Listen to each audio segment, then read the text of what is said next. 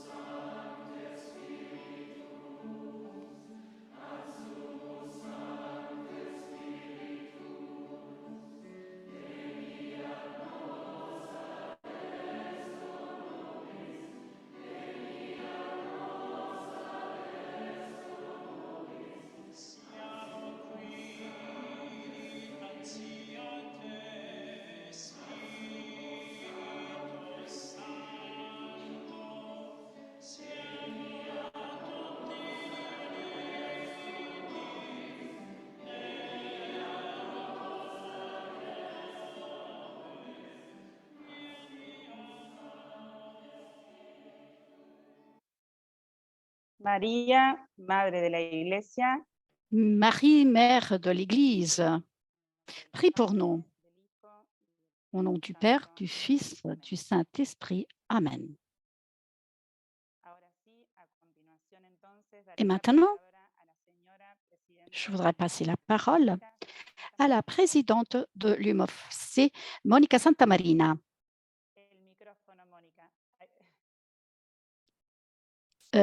Il faut qu'elle branche son micro, sinon on ne l'entend pas. Bien, bonjour, bon après-midi, bonsoir à tout le monde, à toutes et tous. Il ne fait aucun doute que les choses ont beaucoup changé depuis 2015, lorsque le pape François a annoncé que la synodalité est le nouveau cheminement auquel Dieu s'attendait de l'Église pour le nouveau millénaire. Ces webinaires font partie du nouveau cheminement que nous avons implanté ensemble en tant que peuple de Dieu. Merci à tous et tous qui ont rendu possible ce cheminement. Nous remercions nos intervenantes, nos panélistes.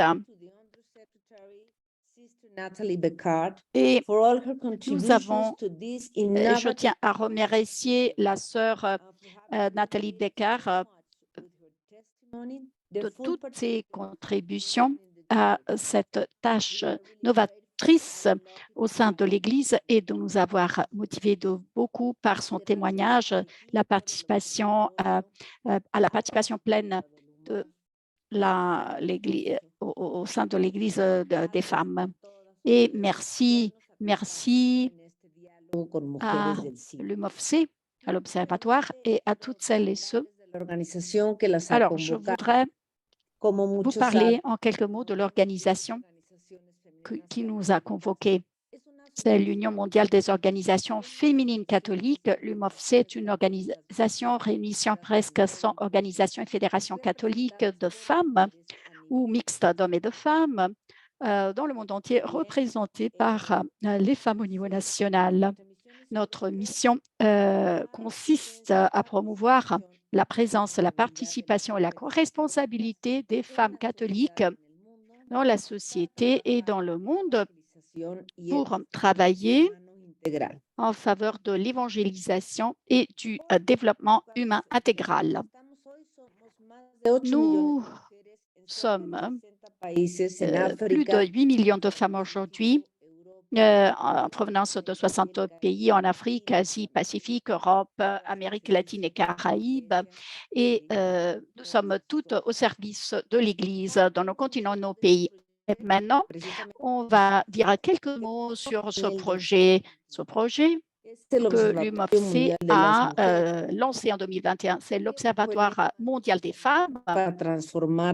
Et sous le slogan « Écouter pour transformer des vies », essaie de rendre visibles les femmes et notamment les plus vulnérables, celles qui sont invisibles, en ayant pour but d'inspirer et de générer, mettre en œuvre des stratégies et des changements favorisant leur développement humain intégral de leur famille et de leur communauté. Alors, dans le cadre de ce projet, nous avons déjà mené 2 projets en Amérique latine et aux Caraïbes, un projet mondial sur synodalité et femmes, qui est celui qui nous voit réunis aujourd'hui, et un autre qui est en cours en Afrique. Alors, pour démarrer, on veut parler un petit peu de la synodalité selon les femmes responsables du processus synodal, leurs contributions et leurs défis. Dans une première partie, nous avons collecté des données, nous avons réalisé un rapport, nous l'avons présenté. Et dans cette deuxième partie, nous poursuivons la dissémination de ces résultats et nous avons travaillé pour les outils, les instruments dans ce webinaire qui s'intitule « Nous nous préparons pour l'Assemblée du synode », ayant pour but de faire connaître ces résultats à tout le monde et aussi pour continuer à parler de ce cheminement que l'Église a emprunté pour nous préparer, nous transformer. Il y aura tout un cycle de rencontres dont on va parler et nous continuons l'élaboration et la diffusion des vidéos. Et donc, on va démarrer notre webinaire. Merci, Monica. Merci de cette présentation tout à fait claire et merci d'avoir eu l'idée d'organiser ce webinaire.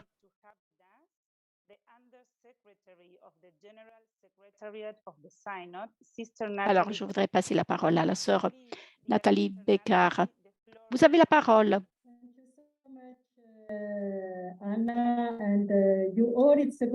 Merci beaucoup. C'est toujours un grand plaisir d'être avec vous, avec les intervenantes et les participantes du monde entier et les speakers. Si vous me permettez de partager mon écran, je vais vous montrer la présentation au format PowerPoint, comme vous le savez. Alors, je ne vois pas la présentation à l'écran, elle dit.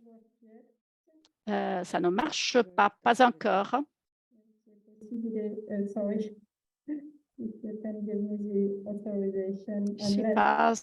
Je n'ai pas l'autorisation à partager mon écran, c'est ça, elle dit. Mais si quelqu'un m'aide à montrer, alors, c'est bon. OK, merci. Merci beaucoup.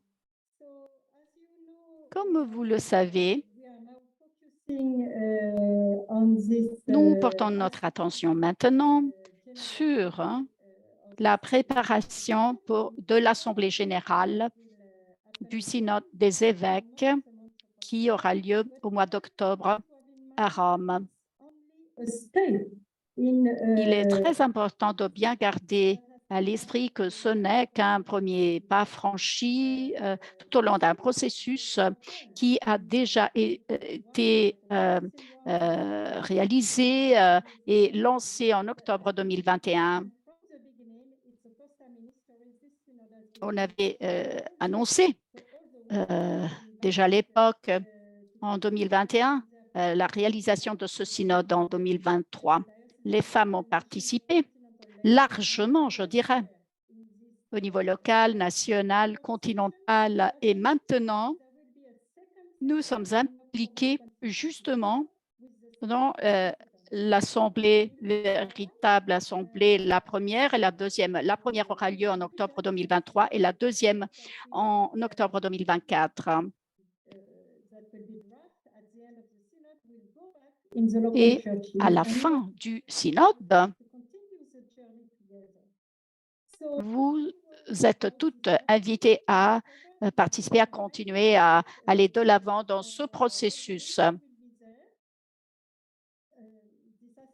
Or, sur ce transparent, vous avez un résumé sur la présence et la participation des femmes à l'occasion justement de la 16e Assemblée générale ordinaire du Synode des évêques. Pour la première fois, 54 femmes seront présentes et ayant droit de vote.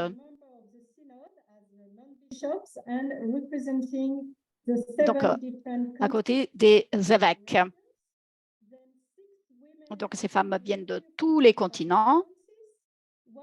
Il y aura 2 délégués, présidentes, 42 membres non évêques venant de tous les continents, 6 nommés individuellement justement par le pape François, l'une ex officio, 5 religieuses en qualité de déléguées de l'Union internationale des supérieurs générales d'Italie. Donc, 5 femmes et 5 hommes et d'autres femmes qui vont participer.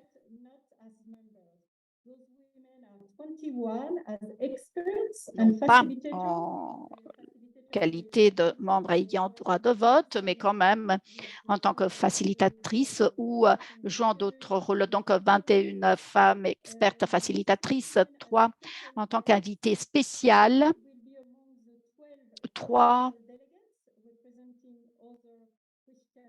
parmi celles qui feront partie des 12 délégués fraternels, 7 feront partie de l'équipe des communications, 6 feront partie du staff de la secrétairerie générale. Et il y aura un certain nombre aussi de femmes qui vont travailler en tant que bénévoles, volontaires et assistantes au cours des travaux du synode. Donc, pour la première fois, il y aura bon nombre de femmes qui vont participer à cet événement si important que ça.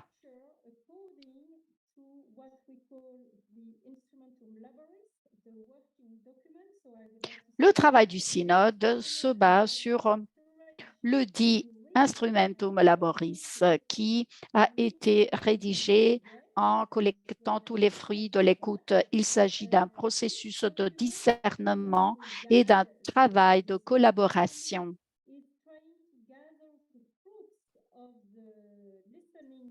Alors, comme je le disais justement, cet Instrumentum Laboris a réuni tout ce qui a émergé au cours de l'étape d'écoute, de discernement. Donc, c'est un document qui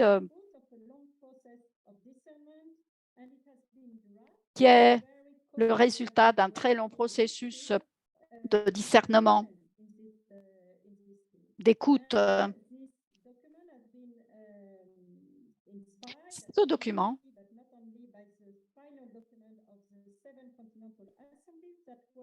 s'inspire des documents produits par cette assemblée continentale. Donc, il tire parti de ces 7 documents qui ont été produits par les assemblées continentales. Ce document de travail a 2 objectifs majeurs. Premièrement, de soutenir le cheminement synodal qui sera ensuite poursuivi au niveau des églises locales.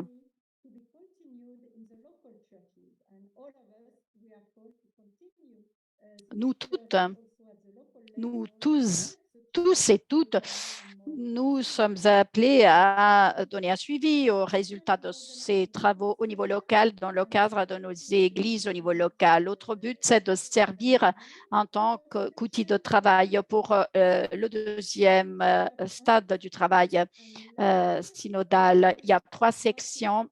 L'une qui s'appelle pour une église synodale, une expérience intégrale. La 2e partie, la section B, porte sur 3 mots-clés, communion, participation, mission, donc 3 priorités pour l'église synodale. Et ensuite, le texte de ces 2 sections s'organisent en d'autres volets spécifiques. Donc, ces sections offrent un regard, un aperçu de ce qui est nécessaire pour une église synodale. En ce qui concerne la section B, et donc ces priorités qui ont été identifiées pour l'église synodale, pour une église synodale, les priorités étant une communion rayonnante, la co-responsabilité dans la mission et la participation à la gouvernance et l'autorité. C'est-à-dire comment créer une communion rayonnante, comment promouvoir la co-responsabilité dans la mission, comment promouvoir la participation à la gouvernance et à l'autorité, par quel processus, par quelle structure, par quel processus dans le cadre d'une église synodale missionnaire. En ce qui concerne la structure, la véritable structure du cheminement synodal, eh bien, nous voyons que cette structure répartie en plusieurs étapes, la véritable assemblée sera précédée par une veillée de prière œcuménique qui aura lieu le 30 septembre à la basilique Saint-Pierre à Rome et qui s'intitule Together, ensemble. C'est une prière œcuménique. Donc, tous les participants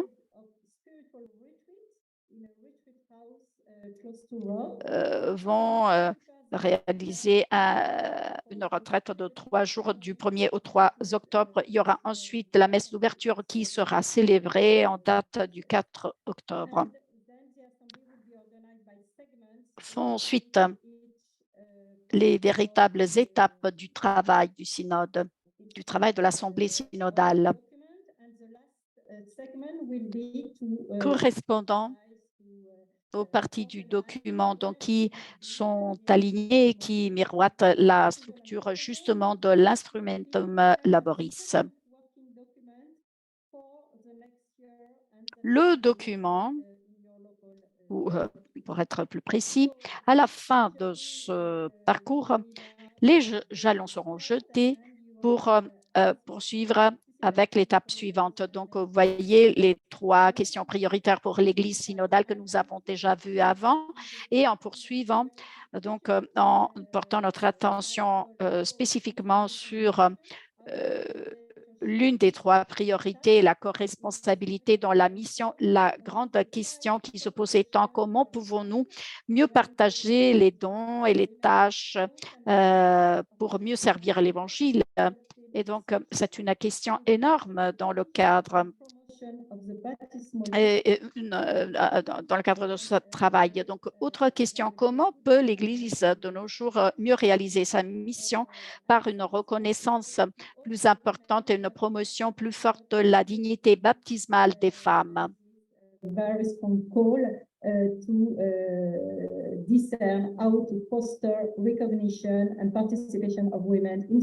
Donc, il s'agit de promouvoir la participation des femmes au sein des églises. Il y a d'autres sous-questions. Comment mettre en valeur le ministère ordonné, comment renouveler, promouvoir le ministère épiscopal et ainsi de suite. OK, merci, Sœur Nathalie. Merci de ces mots d'introduction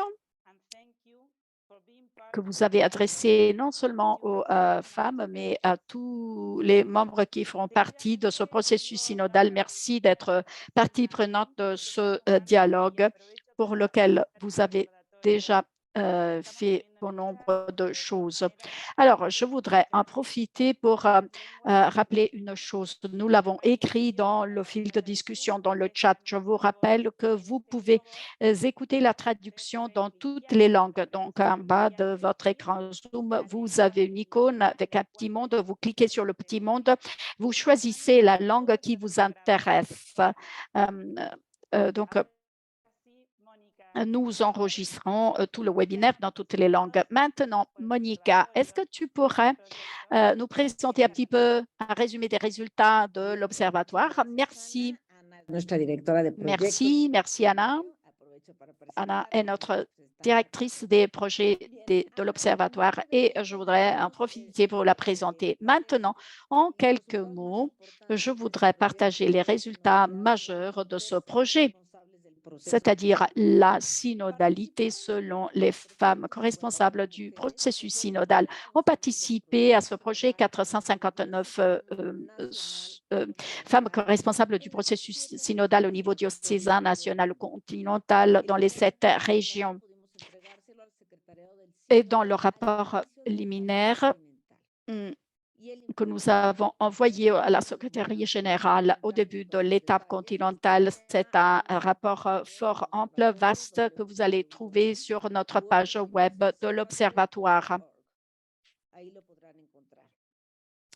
Donc, vous pouvez trouver tout le rapport complet avec tous les détails sur notre page web. Maintenant, voyons un petit peu quelques mots sur le sondage. Le sondage prévoyait des questions sur la zone géographique, comment les femmes avaient vécu ce processus, quelles idées elles avaient pour améliorer le reste du processus synodal. Ensuite, des propositions elles pouvaient avoir pour améliorer le leadership des femmes dans l'Église. Juste quelques réponses aux questions. Donc, la première de ces questions a été la suivante.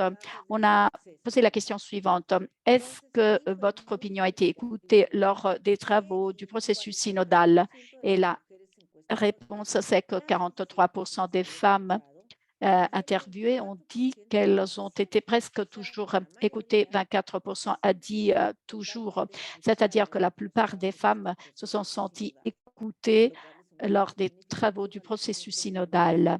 Donc, cela représente un changement important. Venons-en maintenant au deuxième transparent. Nous avons là d'autres questions. Nous avons, par exemple, posé la question suivante. Est-ce que vous avez été effectivement impliqué dans le processus de prise de décision dans le parcours synodal? Les 69% des femmes interviewées ont répondu oui, qu'elles se sentaient tout à fait impliquées dans le processus de prise de décision. Donc, avec les autres données collectées, nous avons considéré que si en 2022, on avait interviewé des femmes de 20 pays de l'Amérique latine et des Caraïbes, et on leur avait posé la question comment elles s'étaient senties dans leur relation à l'Église. 46% des interviewées à l'époque nous avaient dit qu'elles se sentaient victimes de discrimination, discriminées. Et la plupart, ensuite, pour d'autres raisons, nous avons réalisé un autre sondage et un sondage avec plus de 10 000 femmes en 36 pays de l'Afrique à notre projet avant le processus synodal. Et ces femmes, elles aussi, avaient dit qu'elles se sentaient discriminées par l'Église.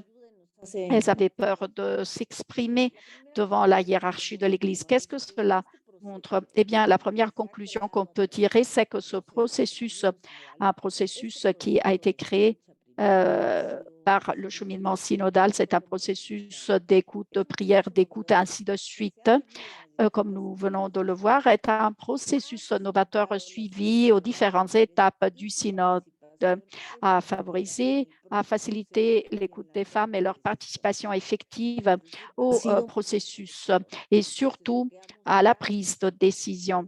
Donc, ça a été un processus qui vraiment a connu un grand succès. Donc, il faudrait continuer à s'en servir au sein de l'Église. Mais malgré cela, il y a quand même des obstacles. Quels ont été les obstacles rencontrés selon 37% des femmes qui ont trouvé des obstacles?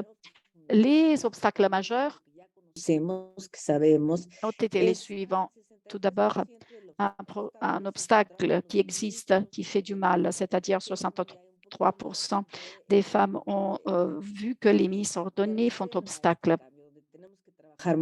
parce que c'est là qu'il y a davantage de résistance au changement. Donc, il faudra travailler davantage là-dessus. Ensuite, on a observé que d'autres membres de la communauté font obstacle. Donc, peut-être que là, on faisait référence d'autres hommes. Autre obstacle qui est compréhensible mise en lumière, en évidence par 10% des femmes, c'est qu'elles n'étaient pas préparées pour prendre la parole devant la hiérarchie de l'Église. Alors, on va poursuivre. Les défis majeurs du processus synodal. Donc, les défis suivants ont été soulignés: besoin de rendre visibles les femmes et surmonter le cléricalisme, le manque de participation sur un pied d'égalité active de la part des femmes. Surtout, le besoin de faire en sorte qu'elles soient écoutées, prises en compte. Et ensuite, les femmes ne participent pas suffisamment au processus de prise de décision. Maintenant, on a voulu faire une ventilation par région. Les femmes du Moyen-Orient et de l'Asie parlent du manque d'ouverture à la participation des femmes au synode dans une société qui est dominée et continue de l'être, qui est dominée par les hommes et continue de l'être. Donc, cette ouverture est encore plus difficile. Les femmes d'Afrique ont peur de partager leur point de vue à cause du manque de confiance en elles qu'elles ont.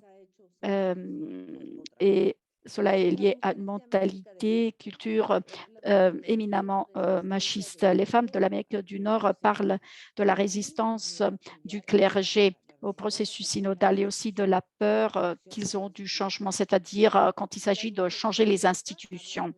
Les femmes de l'Europe parle d'une absence de formation théologique par les laïcs en général et des femmes en particulier. Et les femmes d'Amérique latine et des Caraïbes parlent du besoin de surmonter le cléricalisme et rendre donc visibles les femmes, faire en sorte qu'elles puissent s'exprimer, donc prendre la parole pour s'exprimer.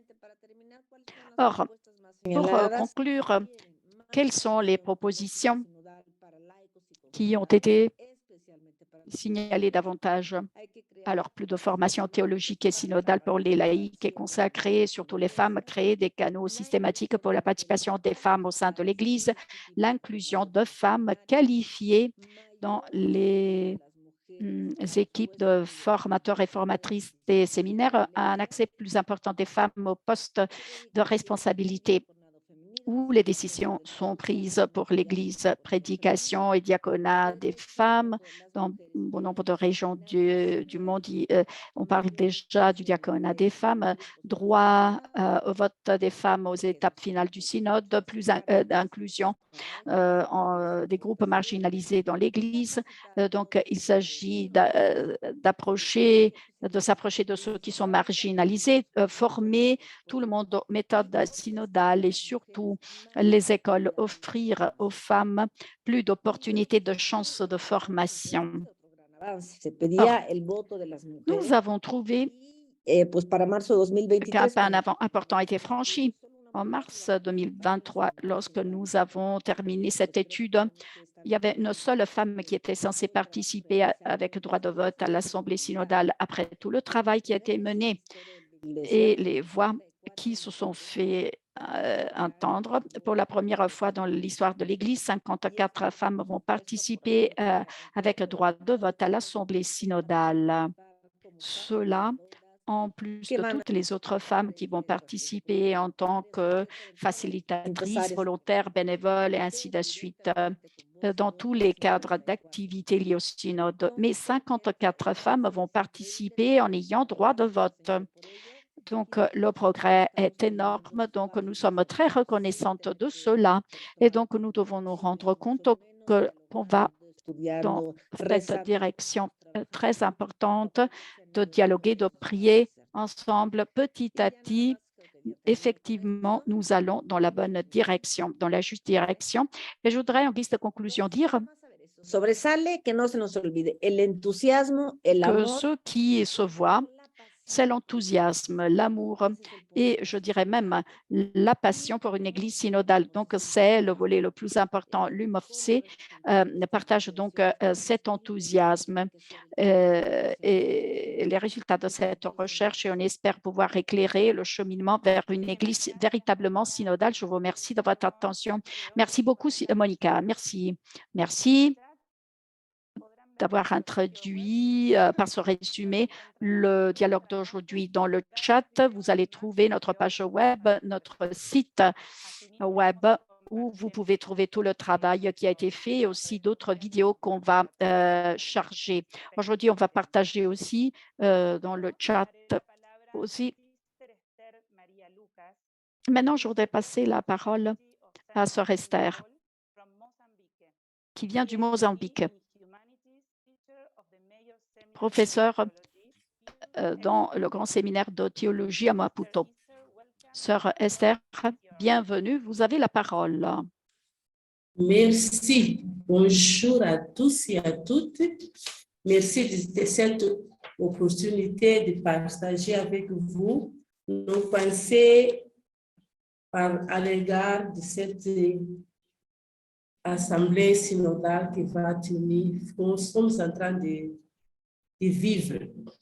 Mon point de partage est sur l'instrument Laboris qui propose à nous tous et à nous toutes, dans la fiche B2, une réflexion sur un espace ouvert de participation et de développement de l'esprit d'appartenance. Je veux dire la mission et les services des ministères, au sens où dans l'Église, qui elle est toute servante à la suite de Christ, nous sommes toutes appelés à être parmi les frères et sœurs, ceux qui servent, ceux qui sont en train de se donner le meilleur d'eux-mêmes pour le bien de l'Église. Cette Église qui est synodale vise sa mission comme un service pour la construction du royaume de Dieu. Et Saint Paul, dans la première lettre aux Corinthiens, propose une catéchèse sur la relation entre ministère, service, charisme et la mission commune de tous les baptisés.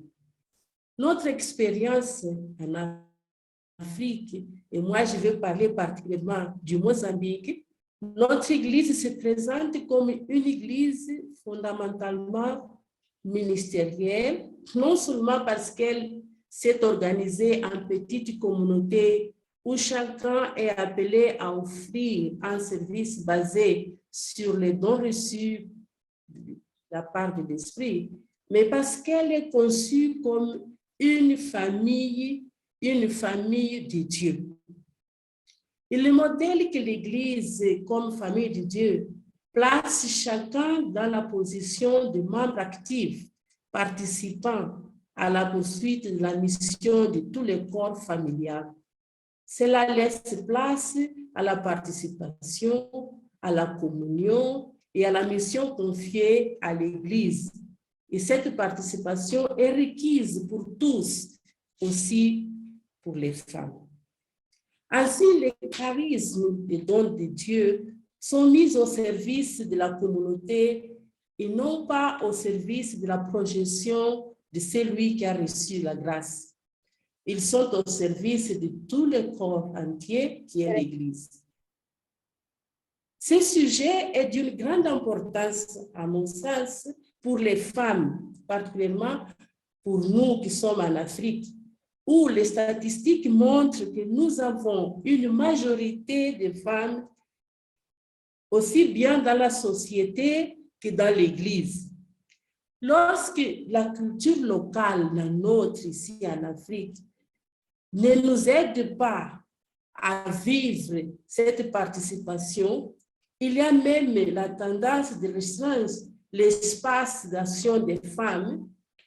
C'est important que la voix de l'Église, par parole et par action, puisse nous aider à ouvrir d'espace, puisse offrir d'espace de participation et de communion à tous ces enfants dans la mission de l'Église entière.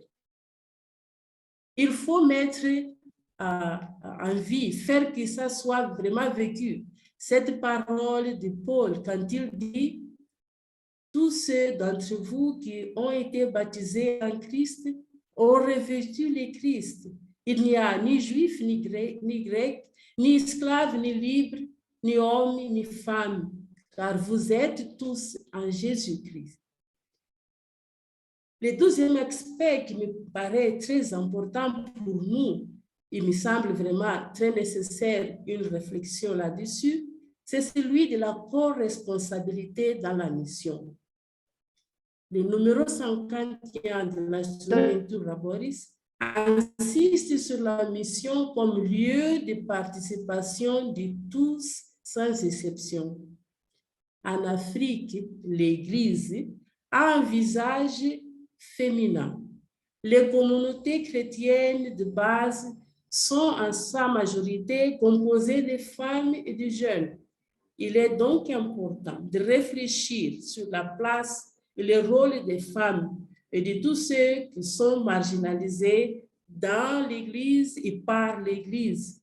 Et l'Église doit être le lieu où les femmes et tous ces groupes qui sont marginalisés par la société trouvent vraiment un espace d'une saine articulation de services, de charisme entre les fils et les filles, permettant à chacun de servir, chacun selon les dons reçus par l'Esprit.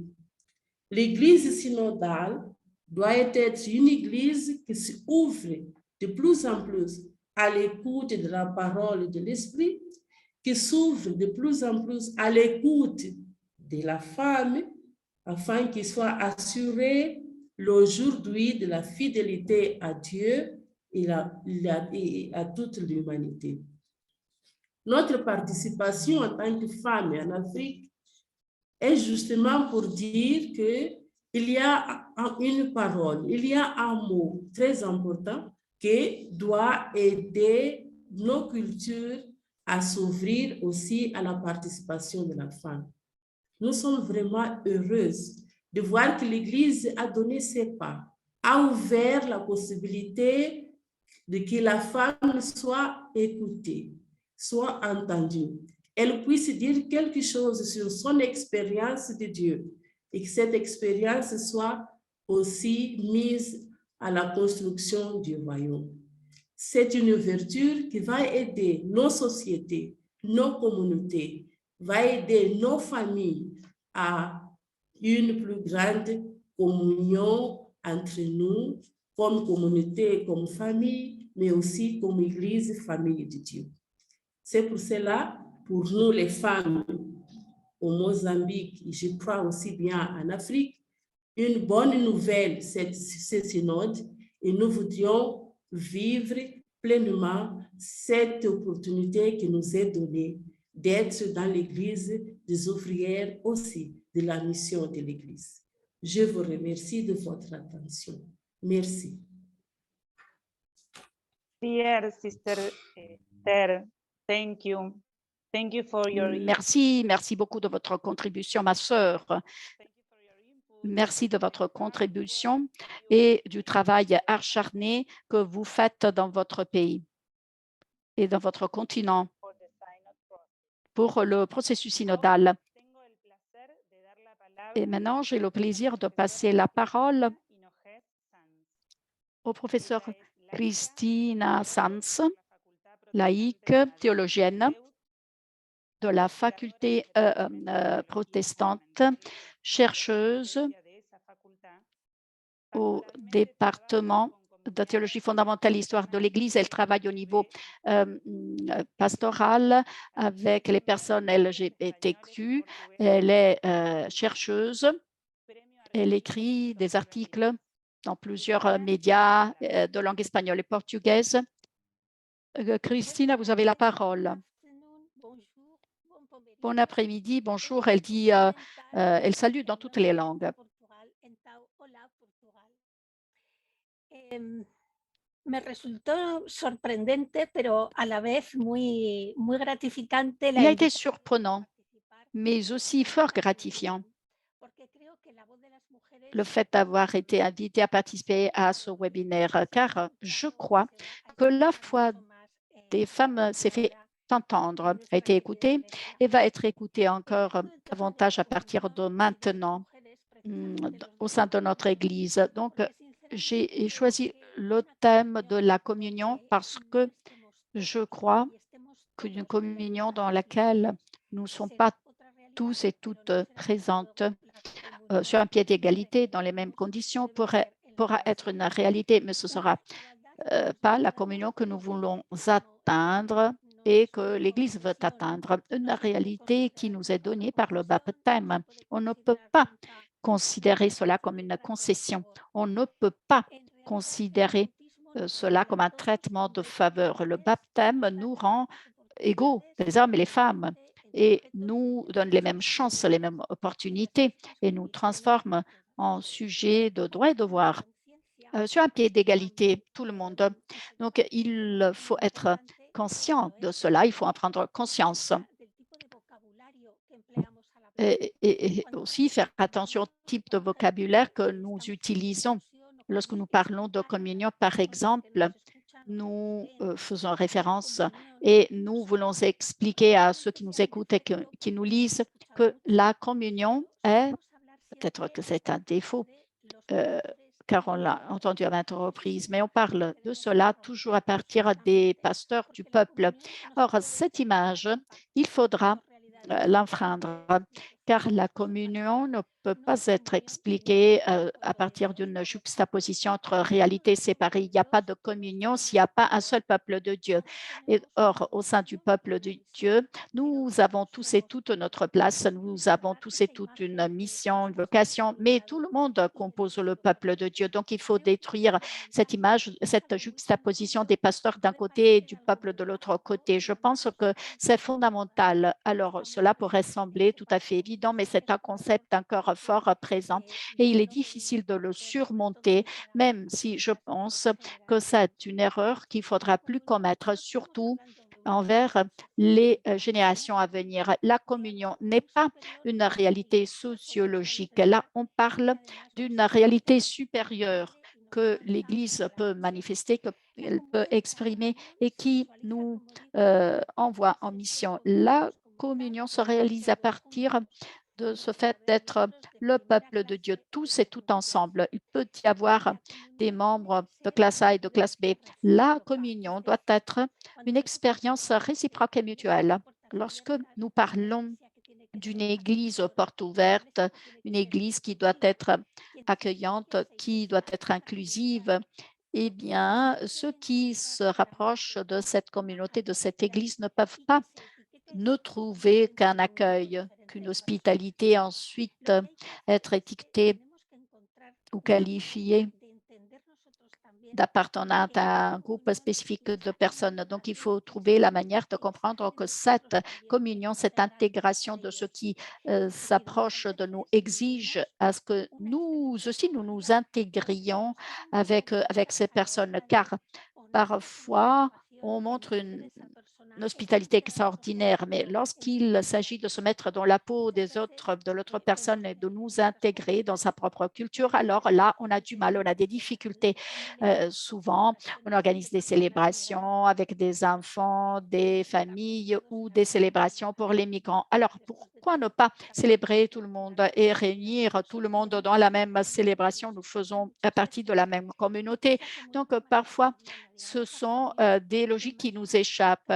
Et c'est la communion au jour le jour, quotidienne, celle qui est expérimentée et les gens, dont les gens font plus facilement l'expérience. Mais pour que cette communion puisse être authentique, génuine, et elle doit avoir la réconciliation, au pardon au sein de l'Église pour bon nombre de raisons. En ce moment, nous avons besoin d'être suffisamment courageuses pour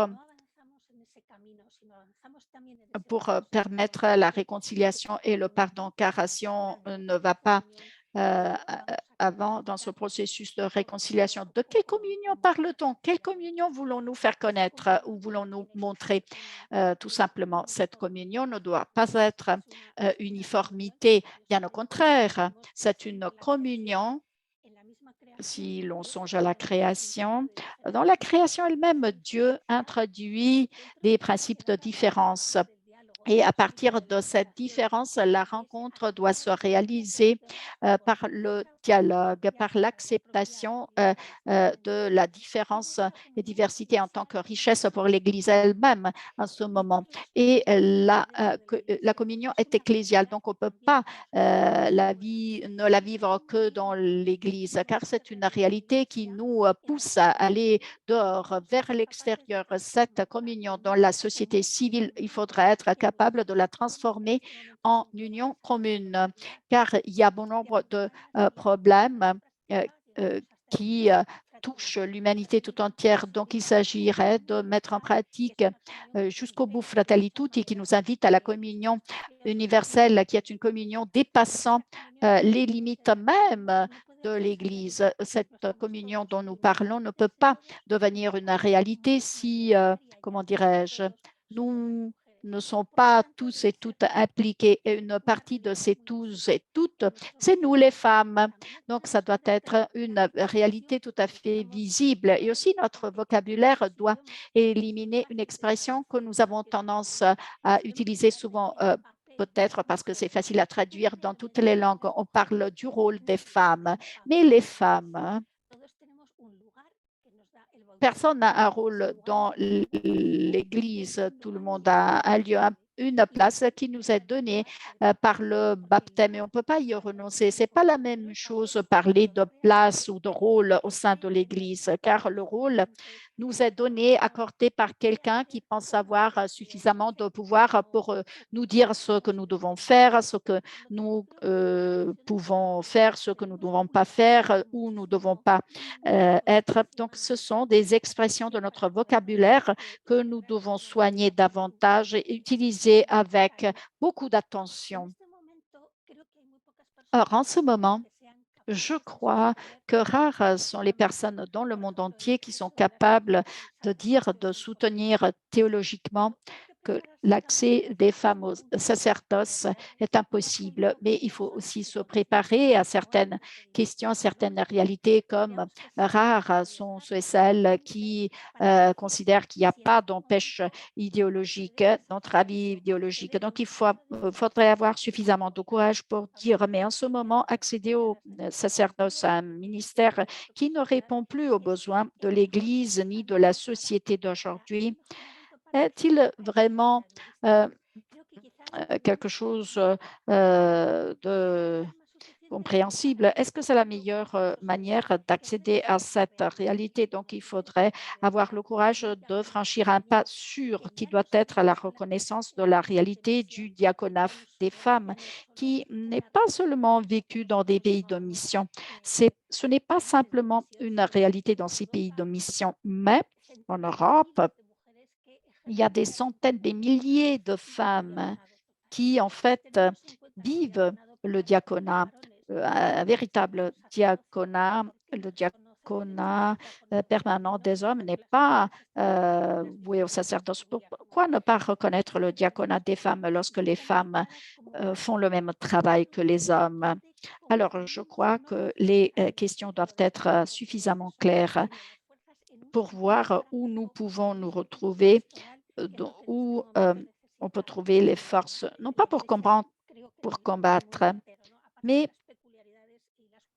pour répondre aux besoins de l'Église au-delà des cultures, des spécificités, ainsi de suite. Je crois que notre présence en ce moment est beaucoup plus importante, plus que dans le ministère en tant que tel, mais sur les lieux, dans les lieux où nous pouvons être présents, car avec Predicat Evangelii, le gouvernement de l'Église est séparé de l'ordre et notre présence en ce moment serait beaucoup plus importante dans les domaines dans lesquels sont travaillées toutes les questions de dénonciation des abus, car en ce moment, le droit canonique connaît encore des lacunes importantes, protégeant davantage les auteurs des abus que les victimes. Et il faudra continuer à travailler. Il y a encore un nombre de cas d'abus qui continuent d'être perpétrés qui ne sont pas découverts. Et là, c'est un problème énorme. La crédibilité de l'Église. Notre crédibilité dépend de la manière dont nous nous traitons, nous occupons des victimes. Alors, le diaconat des femmes pourrait être un autre service à côté d'autres. Et je crois que nous avons en ce moment la chance d'être un peuple de Dieu marchant ensemble, cheminant ensemble, qui n'a pas peur de la diversité, qui n'a pas peur d'approfondir la communion en tant qu'inclusion. Et il faut comprendre qu'une église aux portes ouvertes est une réalité qui va bien au-delà du fait d'ouvrir la porte et attendre que les autres arrivent. Ouvrir la porte, ça veut dire que nous devons sortir parce que la réalité de l'Église désormais se trouve en dehors, beaucoup plus qu'à l'intérieur de l'Église. Merci, chère Christina, de ta contribution sur cette union commune. Cela nous donne beaucoup d'espoir, d'espérance pour l'engagement. Alors, avant de démarrer le dialogue avec les intervenants, on a un témoignage d'une femme, l'une de celles qui semble être invisible, mais qui offre un service très important pour l'Église. Kia ora. I am Lucian Hensel from the Archdiocese of Wellington in New Zealand. Donc, je viens de l'archidiocèse de Wellington et cette dernière année et demie, donc j'ai permis la réalisation dans l'archidiocèse. Donc, nous représentons la majorité des femmes. Donc, il y a des voix qui ne sont pas entendues lorsqu'on parle de leadership dans toute forme de prise de décision. Donc, ça a été un grand privilège pour moi que de participer au synode à ce niveau en travaillant également avec les gens sur les lieux, avec nos évêques et les organes de gouvernance des archidiocèses. Dès le début, les femmes ont accueilli le processus avec beaucoup d'enthousiasme et l'ont considéré une chance pour faire entendre leur propre voix. Donc, il y a eu ce sentiment que l'Église fait quelque chose de nouveau pour nous et nous sommes toutes invitées à faire partie de ce processus en même temps. Parfois, il y a eu un sentiment d'impuissance devant une Église hiérarchisée dominée par les hommes. Et donc, la question qui s'est posée, c'est est-ce qu'ils vont écouter quand même? En tout cas, partout, des équipes ont été constituées, les femmes se sont présentées nombreuses, donc elles servaient de beaucoup. Ce qui s'est passé autour de nous m'a beaucoup inspiré via le site du synode. Et donc, j'ai organisé des sessions intitulées « La voix des femmes » pour les femmes, à l'intention des femmes. Bon nombre de femmes ont participé qui ont beaucoup apprécié ces travaux.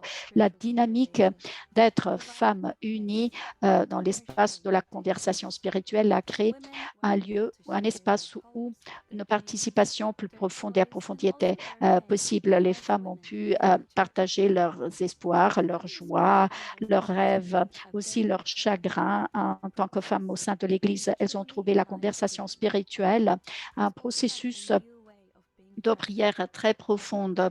Et donc, je ressens une nouvelle manière d'être Église, d'approfondir, d'être une véritable communauté en nous écoutant réciproquement, mutuellement, à partir de nos cœurs. Comme une femme me l'a dit par la suite, je suis partie avec un nouveau sentiment d'espérance que ça faisait des années que je ne ressentais plus. Donc, j'observe avec beaucoup d'anticipation au fur et à mesure que le synode se poursuit et il va se poursuivre cette année, l'année prochaine. Mais ma prière, mon espoir, c'est qu'on pourra continuer à approfondir la synodalité en tant que don pour nous, les femmes appelées par Dieu au sein de son Église, ici en Nouvelle-Zélande et dans le monde entier. Et je remercie du fond de mon cœur le pape François.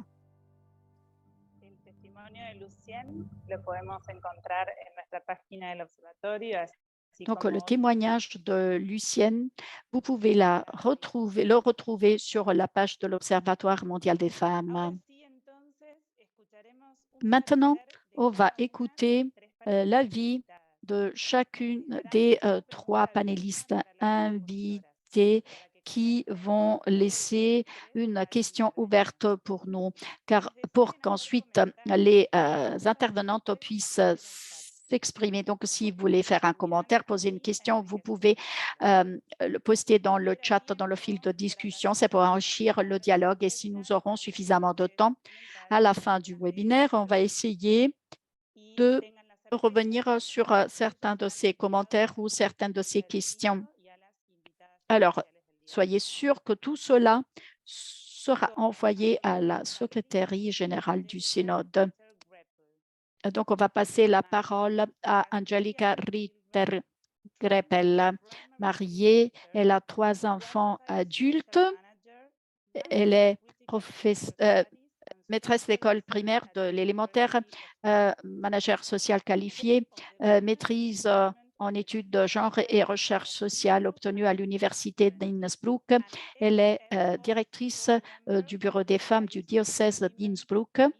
Elle a été jusqu'en 2020 et ancien membre du conseil de la commission féminine du diocèse et porte-parole de la plateforme des commissions et des femmes autrichiennes catholiques depuis 2019, présidente élue du mouvement des femmes catholiques et membre du conseil autrichien des laïcs, membre fondateur de Gender Studies Network University d'Innsbruck. Vous avez la parole. Merci Anna, merci de l'invitation pour parler au nom du mouvement des femmes catholiques autrichiennes à l'occasion de ce webinaire très important. Je vais porter mon attention sur la question d'Instrumentum Laboris, c'est-à-dire comment l'Église à notre époque peut mieux remplir sa mission par une reconnaissance majeure et pour promouvoir la dignité baptismale des femmes en Autriche. Nous sommes une communauté de femmes qui s'engagent activement dans l'Église, dans la société et dans la politique pour répondre aux problèmes des femmes. Nous travaillons avec l'Évangile et pour cela, nous soutenons de nouveaux rôles de genre.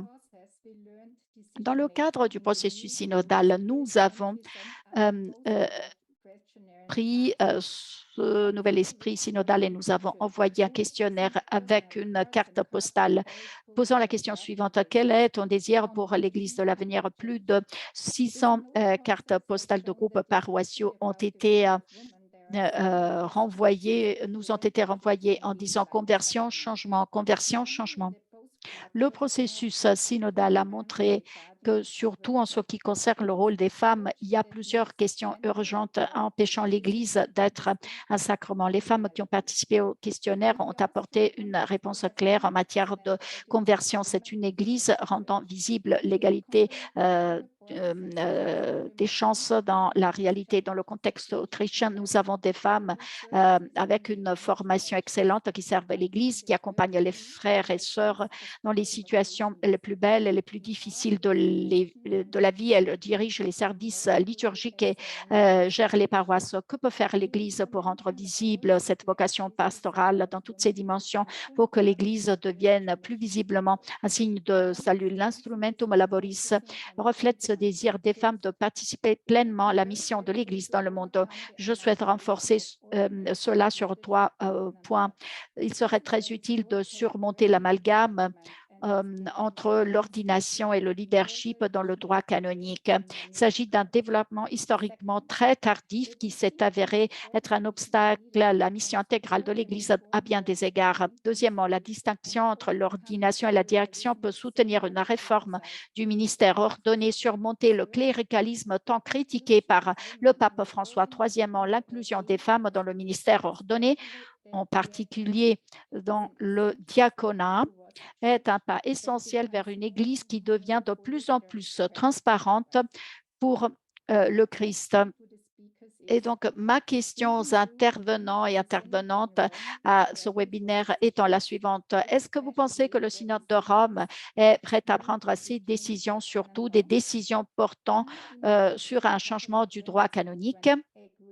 Nous, au sein du mouvement des femmes catholiques en Autriche, nous sommes bien d'accord sur une question. L'Église a besoin d'une approche différente au sacerdoce et d'une manière différente de comprendre le fait d'être responsable dans cette Église, d'être leader dans cette Église. Donc, merci de la chance qui m'a été donnée de prendre la parole, de m'adresser à vous. C'est nous qui te remercions, très chère Angelica, pour ce partage très, très beau. Maintenant, on va écouter sœur Siskia, religieuse de la pureté de Marie, docteur en communication, consulteur de mission, auteur de plusieurs textes et professeur de CESAF, Centre universitaire de l'Université pontificale Comillas, directrice de la communication de sa congrégation et de CESAC. Vous avez la parole. Merci beaucoup de m'avoir invité à participer. Je me sens toute petite. Je vais aborder la question du point de vue du monde numérique. Toujours pour être en ligne avec ce que la personne qui m'a précédé a dit. Donc, nous avons des milliers d'usagers des réseaux sociaux. 60% de la population mondiale est connectée. Cela justifie le fait que je parle maintenant de cette question. Ce qui concerne l'Internet, il paraît qu'il y a plus de différence de genre. 56% des usagers, des utilisateurs sont des femmes par rapport à 40% des hommes. Mais les femmes ont 7% en plus, c'est-à-dire qu'elles sont plus actives. C'est un facteur positif, l'un des facteurs positifs de la transformation numérique. Ce que j'ai trouvé intéressant, c'est que les femmes préfèrent certains réseaux sociaux tels que TikTok et Instagram, alors que les hommes préfèrent YouTube. Mais est-il ainsi dans le monde catholique numérique? Trois remarques. Premièrement, j'observe qu'il y a plus de missionnaires numériques hommes que femmes, surtout sur des réseaux tels que YouTube. Mais je pense aussi que cela est dû au fait que les structures de vie communautaire, de vie religieuse des femmes sont beaucoup plus rigides que les structures des hommes, surtout des religieux consacrés, et ne facilitent pas la contribution des femmes aux réseaux sociaux. De l'autre côté, la femme est présentée avec des biais, des préjugés, comme si la femme voulait se montrer physiquement au travers des photos, des vidéos. Donc, il y a une sorte de préjugé envers les femmes. Si la femme apparaît, c'est car elle veut se montrer. Or, la responsabilité de femmes mariées ou encore la responsabilité des religieuses font en sorte qu'elles n'ont pas suffisamment de temps pour contribuer. Donc, les contributions sur les réseaux sociaux sont beaucoup plus faibles. Tout est réduit aux travaux manuels, aux prières, aux chants, aux danses.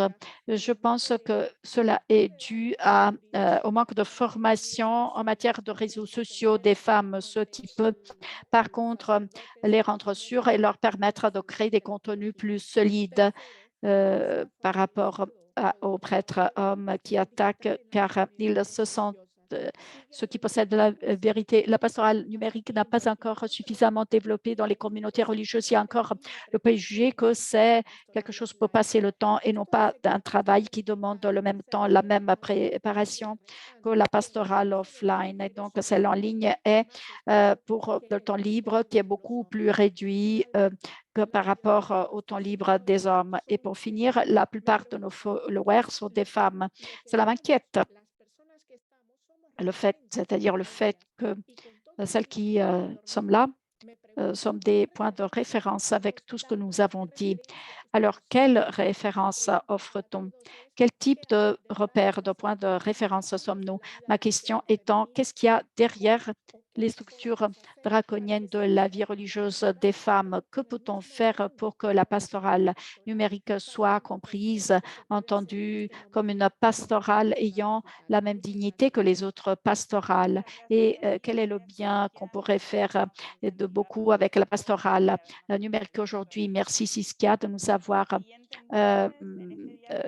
enrichi avec ta contribution. Maintenant, on va passer la parole à Marcela de l'Argentine, laïque, mariée, 2 enfants, docteur en théologie auprès de l'Université catholique pontificale de l'Argentine, ordinaire de la faculté de théologie. Elle est dirigeante de l'Institut de recherche théologique de sa faculté, référente des femmes de la secrétaire des laïcs de la conférence épiscopale de l'Argentine, de la commission Affaires et Culture, toujours de la même conférence épiscopale. Vous avez la parole, Marcela. Merci, merci, merci beaucoup de cette invitation. Merci. Je remercie l'UMOFC qui est toujours proche de nos inquiétudes, de nos soucis. Merci à ceux et celles qui ont pris la parole avant moi. Merci aux intervenantes. Je voudrais dire quelques mots sur le rôle des femmes et la redevance, le fait de rendre compte. Je vais lire un petit peu un texte, car j'ai peu de temps.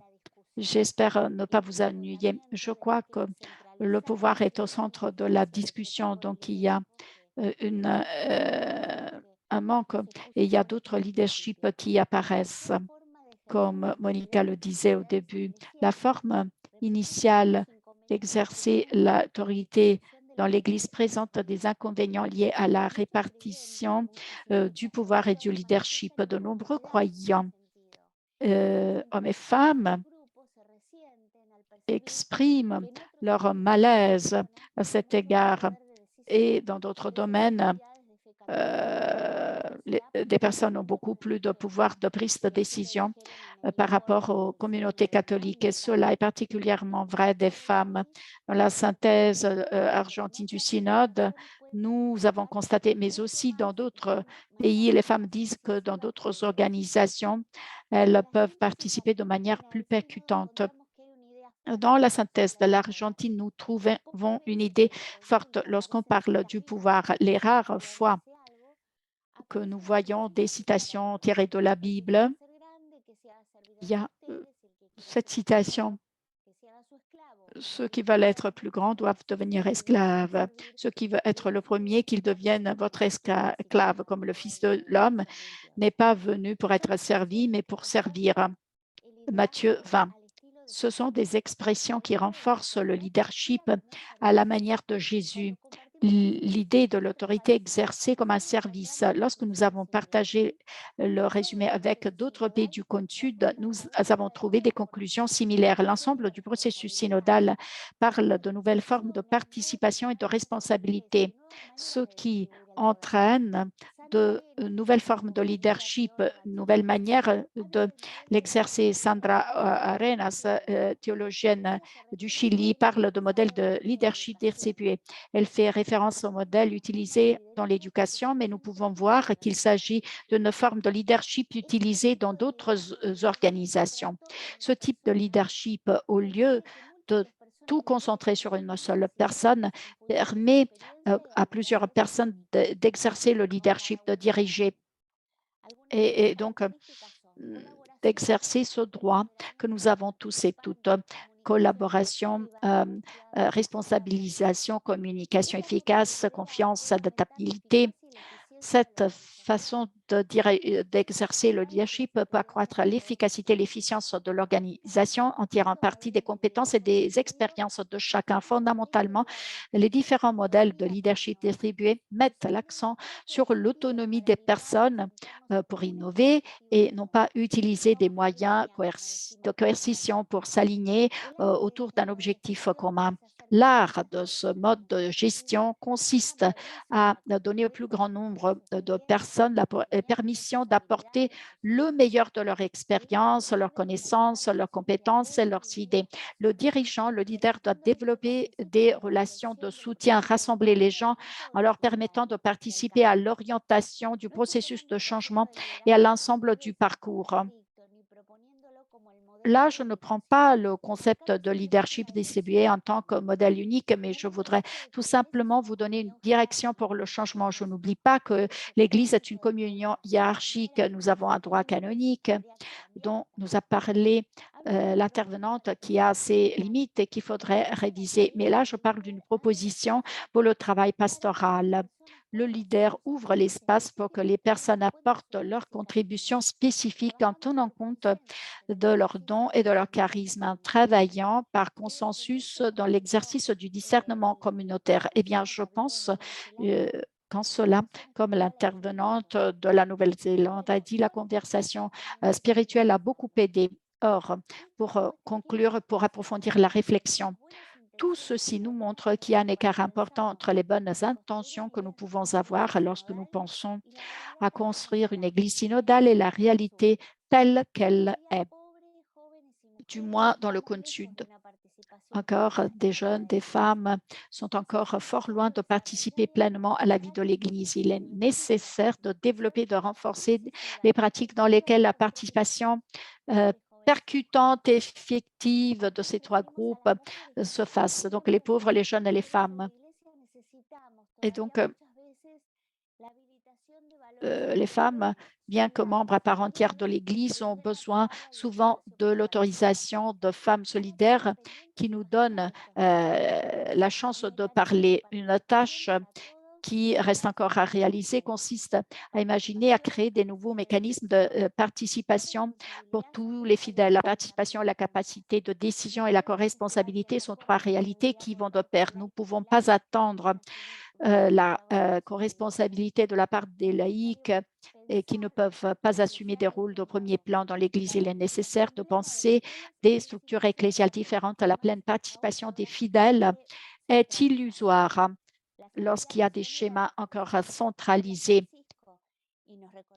Ce que le pape François nous demande, c'est-à-dire une église sortante en sortie, fera en sorte que la périphérie devienne le centre et que la périphérie puisse revitaliser les anciens centres. Comme Christina nous l'a rappelé, la fidélité à l'évangile de Jésus exige souvent un changement ou de multiples changements.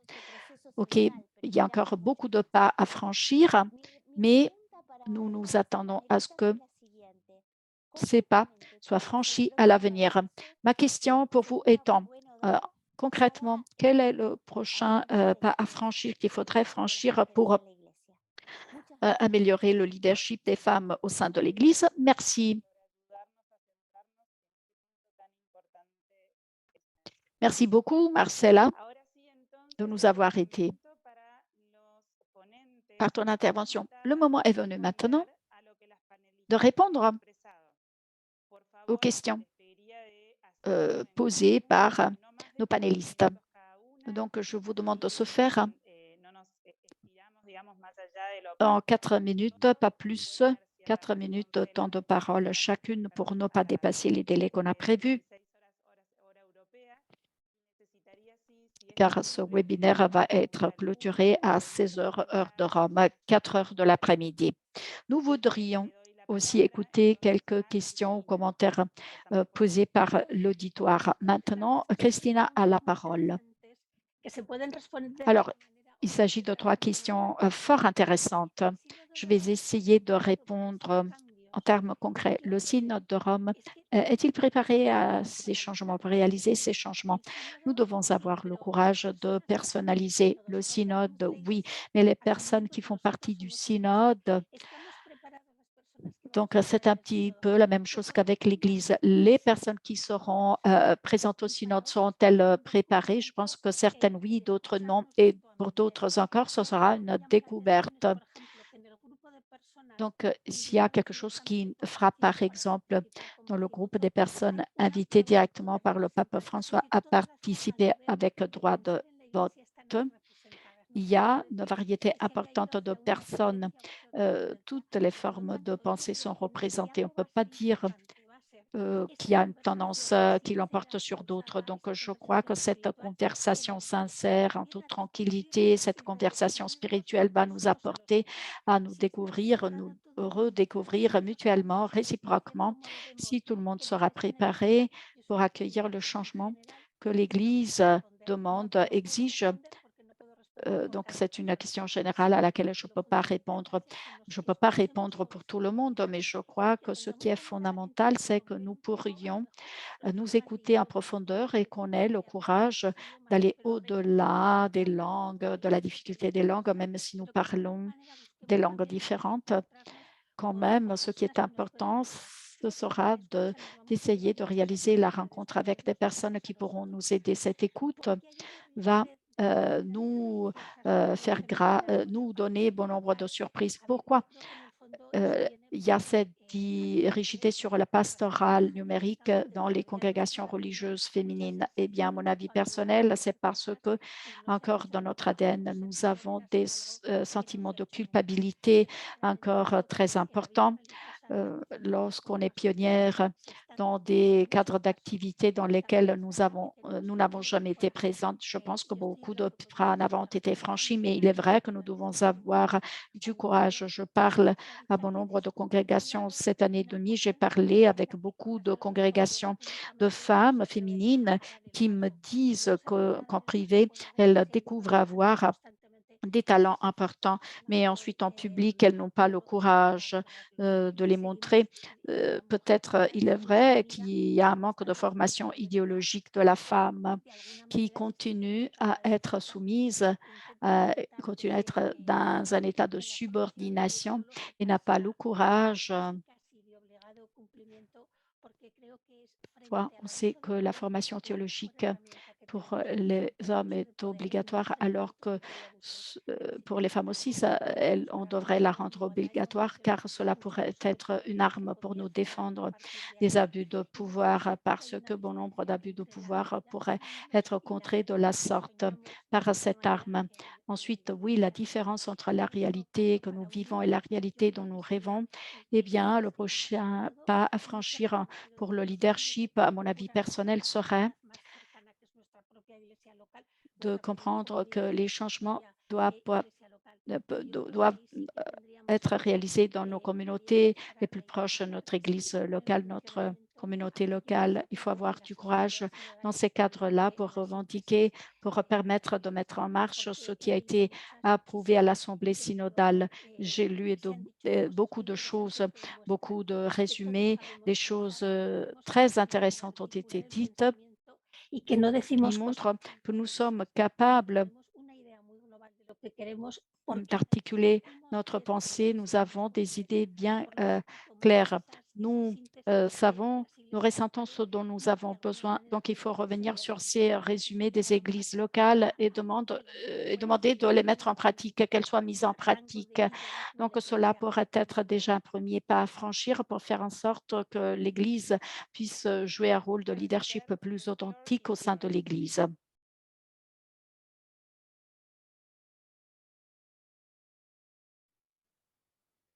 Sister Esther, can you hear me? Est-ce que vous m'entendez?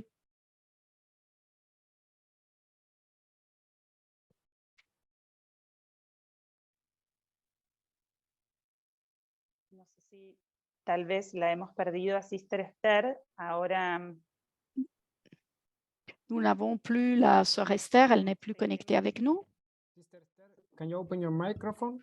Sœur Esther, est-ce que vous pouvez brancher votre micro, s'il vous plaît? Alors, elle parle là, peut-être. Mais on ne l'entend pas. C'est ça le problème. Christina peut profiter du fait que je te vois ici à l'écran. Il y a une question posée par le public. Alors, peut-être qu'on ne peut pas en passer en revue bon nombre, mais il y a une question posée sur le diaconat des femmes. Le diaconat des femmes, nous pourrait-il aussi impliquer le sacerdoce pour les femmes? Un autre commentaire dit qu'il faut faire des pratiques en avant, direction du diaconat des femmes, comme celui des hommes n'est pas destiné voué au sacerdoce. Pourquoi ne pas reconnaître le diaconat des femmes qui se vit déjà dans certaines régions du monde? Je ne sais pas, Christine ou des panélistes qui le désirent peuvent répondre. Peut intervenir sur ces questions importantes, sur ces remarques importantes des participantes. Il serait intéressant aussi de passer la parole à d'autres. Alors, pour celles qui le désirent, vous avez la possibilité, aussi bien les panélistes que les intervenantes. Sí, me pareció muy iluminador lo que dijo Cristina Alors, ce que Cristina vient de dire est éclairant. Peut-être que le cheminement peut-être demander, le sacerdoce n'est pas la meilleure des solutions. Toute une réflexion théologique sur le diaconat des femmes a été réalisée. Je crois qu'il faut continuer à approfondir cette réflexion. Moi, personnellement, j'imagine que la présence de la femme au sein de l'Église doit suivre ce chemin. Mais une chose n'exclut pas l'autre. Nous pouvons donc commencer à marcher, cheminer dans les deux directions, je dirais. Très, très grand merci, Marcella. Sœur Esther, est-ce que vous êtes avec nous, Sœur Esther? Oui, je suis revenue. J'ai eu un petit problème, mais ça y est, je suis là. Merci de la parole. Moi, ce que j'aimerais bien commenter, c'est que les questions qui ont été posées sont vraiment très intéressantes, mais je crois que la réponse qui a été donnée par Cristina vient au moins à la rencontre de ce que je voudrais dire. Je pense qu'il y a un chemin qu'on vient de commencer par ce synode que nous sommes en train de vivre. Et le chemin veut que nous on continue de cheminer et d'approfondir nos réflexions par rapport au changement que ce synode nous propose. Si nous sommes préparés pour les changements, je crois qu'on doit être préparés. Qui nous change, qui nous aide à changer, c'est l'esprit. Plus on est ouvert à l'esprit, plus facilement on se laissera vraiment changer.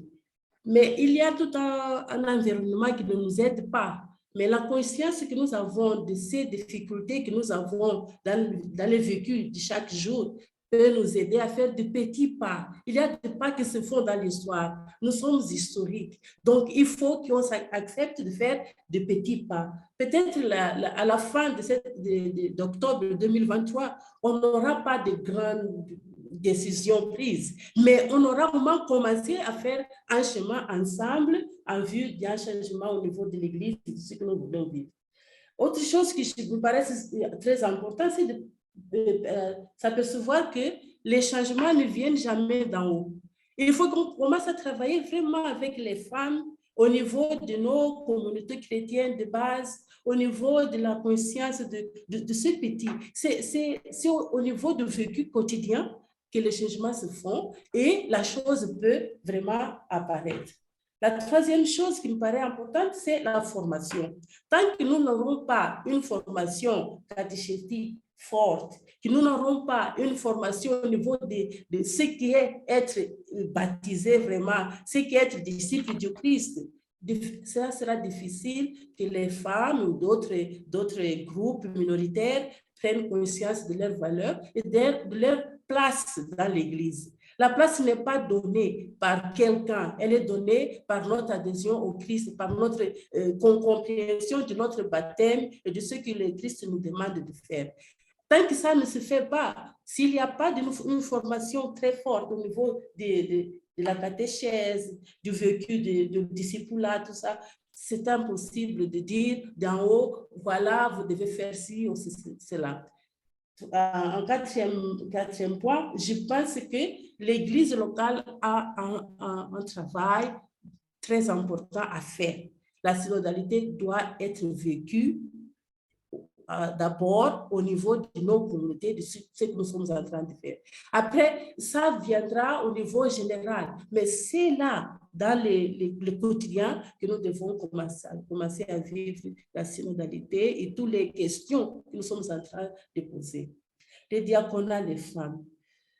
Je crois qu'avant qu'on discute, je dirais, les chapeaux théologiques de la question, il y a la compréhension même de ce service dans l'Église.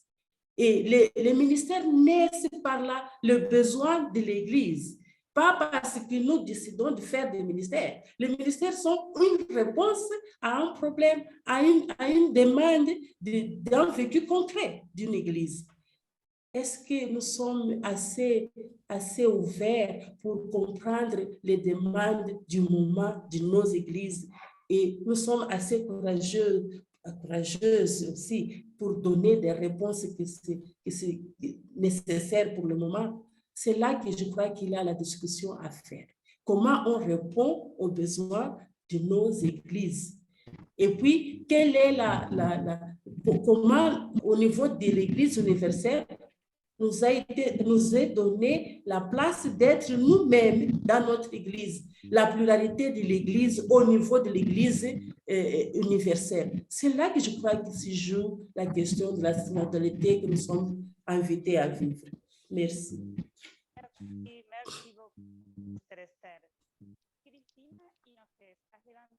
Merci beaucoup, Sœur Esther. Merci beaucoup. Christina a levé la main. Je ne sais pas si elle veut commenter quelque chose. Oui, oui. J'entendais pas trop bien, elle dit.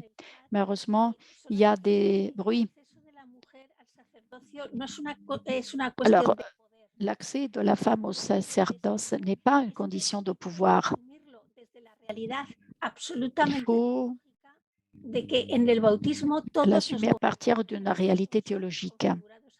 Par le baptême, nous sommes tous et toutes configurés au Christ, donc fait à l'image et à la ressemblance du Christ. Donc, le baptême nous rend tout comme Christ. Donc, cette différence entre hommes et femmes doit être supprimée. Nous sommes tous comme le Christ et à partir de là, il ne faut pas exiger, mais demander. Nous pouvons rentrer en dialogue. Le diaconat est un pas. L'autre pas est le presbytérat. Alors peut-être que ce n'est pas le sacerdoce la chose la plus intelligente à demander. Ce n'est pas que le modèle n'est pas valable en ce moment. Il faudrait réviser le modèle ministériel, tout le travail fait dans les séminaires. Mais le diaconat est à voir comme un service qui est offert, avec la possibilité éventuelle de l'ouvrir au sacerdoce à l'avenir. Merci. Et maintenant, nous remercions tout le monde. Malheureusement, on n'entend pas trop bien. Bien.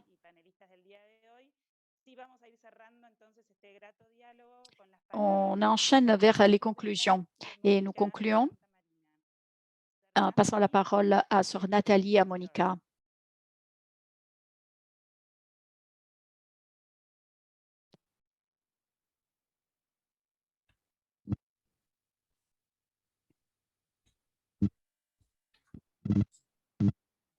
I don't know if it works. Okay. So thank you so much for. Merci beaucoup de tout ce que vous avez partagé dans le cadre de ce webinaire. Il a été souligné qu'il faut continuer à participer de plusieurs manières différentes à la mission de l'Église. Notre Église doit devenir le signe de l'unité de la famille humaine. Donc, c'est ça le but ultime. Donc, finalement, il s'agit de servir à la mission de l'Église. Donc, il s'agit de construire l'unité de l'Église.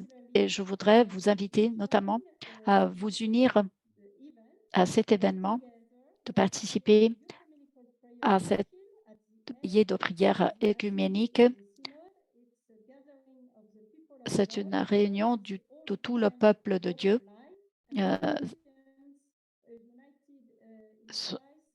Ce sont les chrétiens unis dans le Christ, provenant de toute église, toute dénomination, toute confession. Donc, ça va se tenir à Place Saint-Pierre à Rome de 5h à 7h du 30 septembre 2023. Si vous voulez venir à Rome, vous êtes les bienvenus. Venez à la Place Saint-Pierre. On va prier avec le pape François et d'autres leaders de l'Église. Mais vous pouvez aussi faire communion pour appuyer donc le travail de l'Assemblée synodale et le travail de l'Esprit Saint en priant nous. Ce sera rediffusé dans les différentes langues sur les médias du Vatican. Il y a aussi des initiatives locales de prière organisées aux quatre coins de la planète. En suivant donc cette prière œcuménique, vous allez trouver toutes les informations sur ce site web together2023.net. C'est ouvert à tout le monde. C'est pour les jeunes et les jeunes qui sont les bienvenus à Rome, mais il y aura bon nombre de jeunes venant de plusieurs pays différents, de plusieurs églises différentes qui vont participer. Donc, on espère que ça va être une manière de cheminer ensemble et tout au long du synode, il faudra prier les uns pour les autres. Cette prière sera un événement historique. Vous savez, le pape François, avec les autres leader de l'Église, le patriarche Bartholomé Ier, le patriarche de Constantinople, l'archevêque Welby, le primate de l'Église catholique, de l'Église anglicane, les évangélistes, les baptistes, tous seront réunis ensemble. C'est un signe de prière pour l'unité des chrétiens. Pour soutenir les travaux de l'Assemblée synodale. Et si vous voulez aussi approfondir votre réflexion sur le synode, sur la synodalité, vous avez plusieurs ressources sur notre site web. Donc, je vous invite à visiter notre site web et à continuer à prier pour le synode. Un très grand merci et merci vraiment à l'UMOFC et à l'Observatoire d'avoir organisé cela. Et merci de votre travail pour impliquer les femmes au sein de l'Église dans ce cheminement synodal. Merci.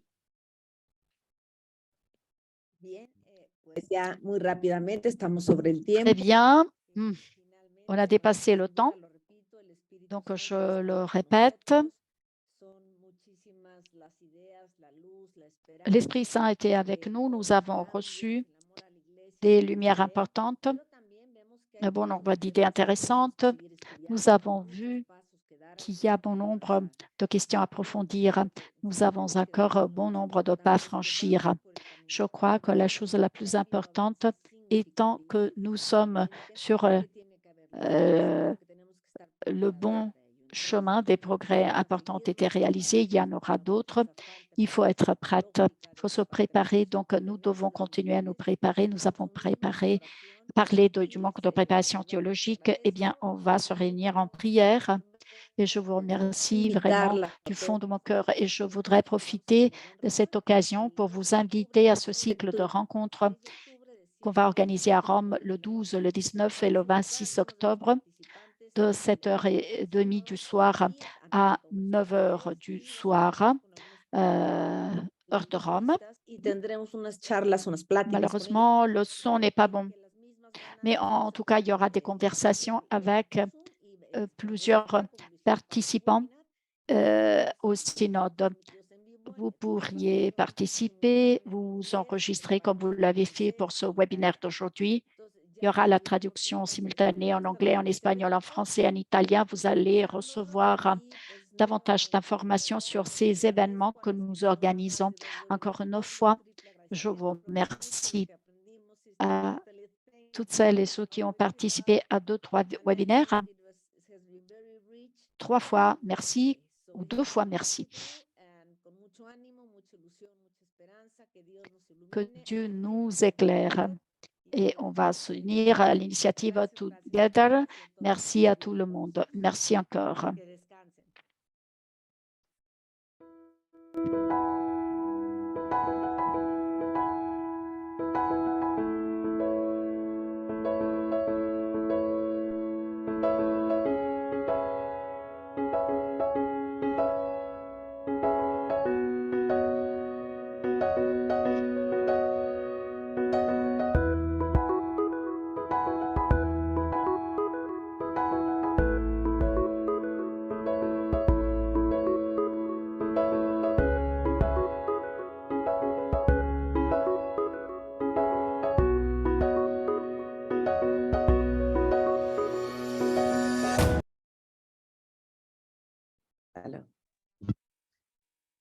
Ahora sí, entonces, muchísimas gracias, los saludamos a todos por participar, por sus contribuciones. Donc, un très grand merci à vous tous et toutes d'avoir participé et on vous invite aux autres webinaires.